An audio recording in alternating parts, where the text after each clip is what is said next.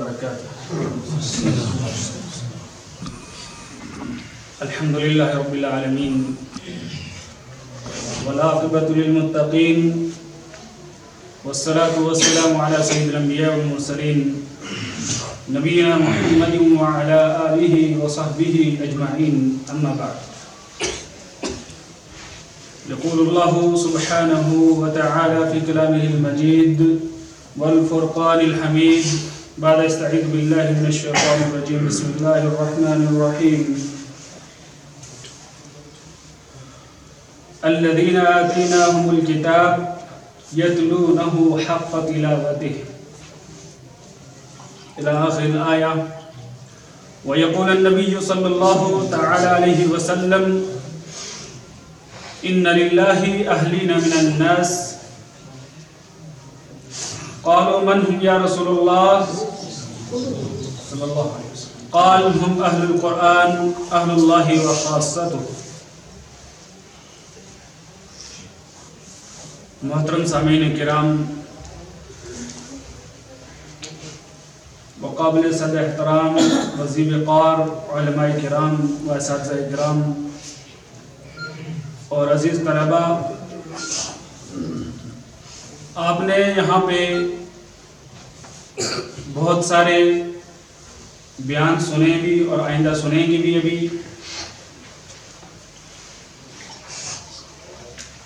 اللہ رب العالمین کا ہم جتنا شکر ادا کریں وہ کم ہے. رب کبریا نے اس جماعت کو اور ہم سب کو یہ سعادت بخشی، یہ توفیق بخشی کہ ہم اس طریقے کے پروگرام منعقد کر پا رہے ہیں.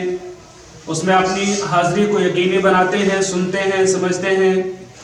یقین مانیے یہ کاوشیں، یہ کوششیں اصلاح معاشرہ اور اپنی نوجوان نسل کو گمراہیوں سے بچانے اور معاشرے کے اندر سدھار پیدا کرنے کے لیے بہت اہم ہیں اور بہت سارا یہ اپنا کردار بھی انشاءاللہ ادا کریں گے. اللہ رب العالمین کا شکر ہے. رب کبریا نے فرمایا: وَإِذْ تَأَذَّنَ رَبُّكُمْ لَئِن شَكَرْتُمْ لَأَزِيدَنَّكُمْ وَلَئِن كَفَرْتُمْ إِنَّ عَذَابِي لَشَدِيدٌ. کہ اگر تم رب کی نعمتوں کا شکر ادا کرو گے تو رب تمہیں زیادہ سے زیادہ دے گا، اور اگر انکار نعمت کرو گے تو یاد رکھیے کہ اللہ رب العالمین کی پکڑ بڑی سخت ہے. اس لیے اللہ رب العالمین کا نعمتوں پر شکر ادا کرنا چاہیے. ساتھ ہی ساتھ یہ کوششیں جاری و ساری رہنا چاہیے تاکہ کسی حد تک ہم اپنا جو کردار ہے وہ ادا کر سکیں معاشرے کی اصلاح کے لیے، اپنی نوجوان نسل کی تعلیم و تربیت کے لیے.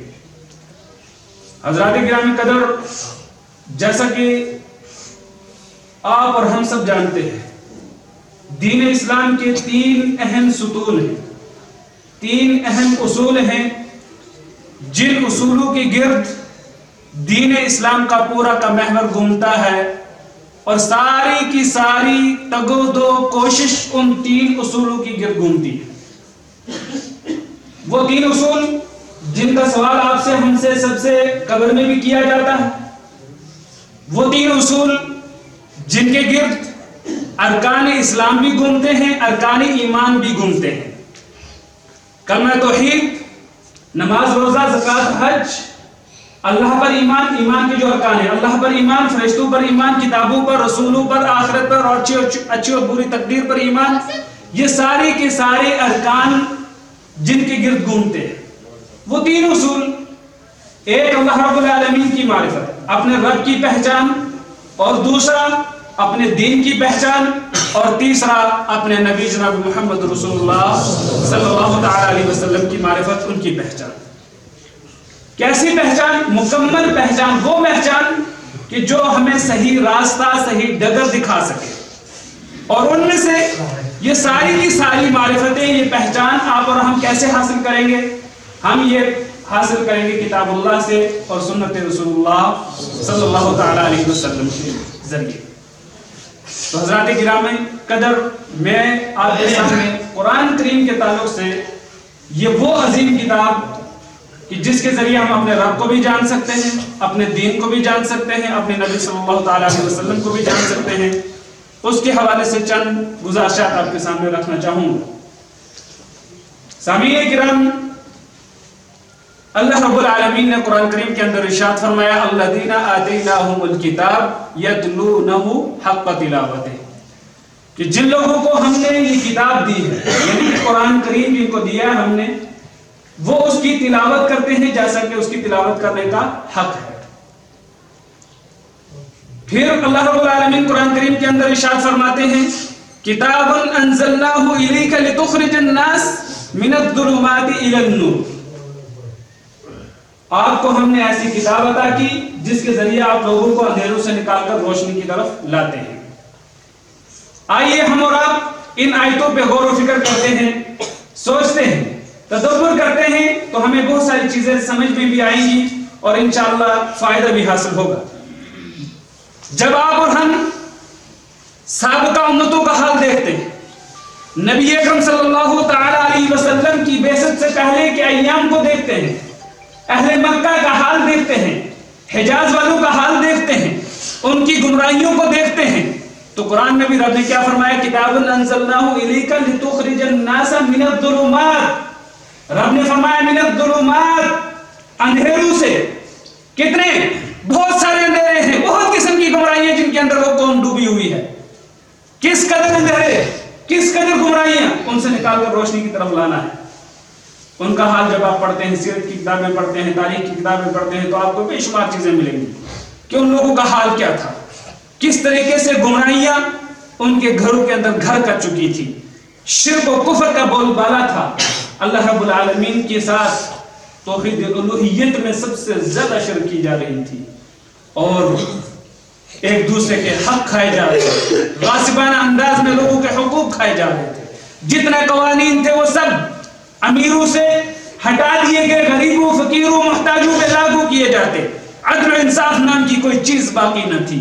تو اللہ رب العالمین نے اس قرآن کریم کو نازل کیا تاکہ اس کے ذریعے لوگوں کو اندھیروں سے نکال کر روشنی کی طرف لایا جا سکے۔ تو مومن کیا کرتے ہیں؟ قرآن کریم کو پڑھتے ہیں جیسا کہ اس کو پڑھنے کا حق ہے۔ اللہ رب العالمین نے اسی لیے فرمایا الذین آتیناہم الکتاب، جن لوگوں کو ہم نے کتاب دی ہے۔ کس نے؟ اللہ رب العالمین نے اس قرآن کریم کو نازل کیا۔ یہ اللہ کا کلام ہے، اللہ رب العالمین عظیم ہے اور اس کا کلام بھی عظیم ہے۔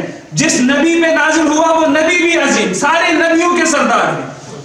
جس مہینے میں نازل ہوا وہ مہینہ بھی سارے مہینوں کا سردار، سب سے عظمت والا مہینہ رمضان مبارک کا مہینہ ہے، اور جس رات میں نازل ہوا وہ رات بھی سب سے عظمت والی رات ہے، لیلۃ القدر کی رات ہے۔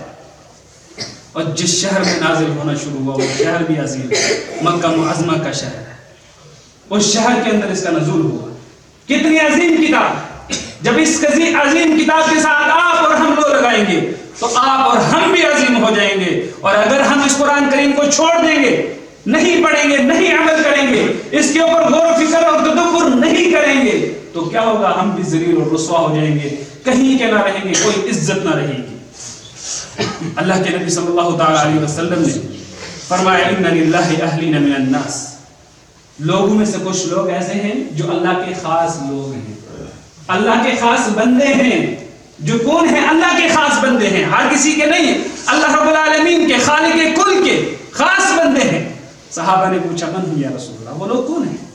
تو نبی اکرم صلی اللہ تعالی علیہ وسلم ارشاد فرماتے ہیں ہم اہل القرآن اہل اللہ و خاصتہ، قرآن والے ہیں جو قرآن کریم کو کیا کرتے ہیں؟ پڑھتے ہیں، غور و فکر کرتے ہیں، تدبر کرتے ہیں۔ اللہ رب العالمین کے قرآن کریم میں ارشاد فرماتے ہیں انا انزل کتاب انزلناہ مبارک لیدبروا آیاتہ ولیتذکر اولو الالباب، کہ ہم نے آپ کے اوپر ایسی مبارک کتاب کو نازل کیا تاکہ اس کے اوپر کیا کیا جائے؟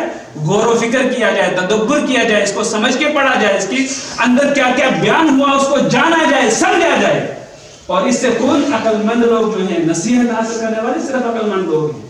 جو عقل مند ہیں وہی نصیحت حاصل کرتے ہیں، وہی غور و فکر کرتے ہیں، وہی تدبر کرتے ہیں۔ اسی لیے فرمایا کہ افلا يتدبرون القرآن ام على قلوبهم اقفالها، کیا یہ قرآن کریم کے اوپر غور و فکر نہیں کرتے؟ کیا ان کے دلوں پر تالے چڑھ چکے ہیں؟ فرمایا وَلَقَدْ يَسَّرْنَا الْقُرْآنَ لِلذِّكْرِ فَهَلْ مِن مُدَّكِرٍ، ہم نے اس قرآن کریم کو سمجھنے کے لیے آسان کر دیا تو کوئی ہے سمجھنے والا؟ جو غور و فکر نہیں کرتا، جو تدبر نہیں کرتا، جو سمجھ کے نہیں پڑھتا، وہ کیا ہے؟ اہل علم میں سے نہیں ہے، عقل مندوں میں سے نہیں ہے۔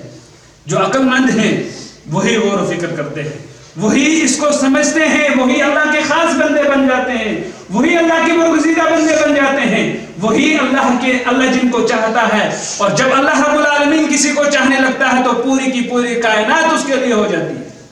میرے بھائیو، بزرگو، دوستو، ابھی آپ پہلے سن رہے تھے قرآن کریم سے جو شرعی علاج کے حوالے سے آپ سن رہے تھے، قرآنی نقطے آپ سن رہے تھے علاج کے معاملے میں. جو بھی آج جتنی وبائیں ہمارے گھروں کے اندر ہیں وہ کب ہوگا؟ جب ہم اور آپ قرآن کریم کو پڑھیں گے.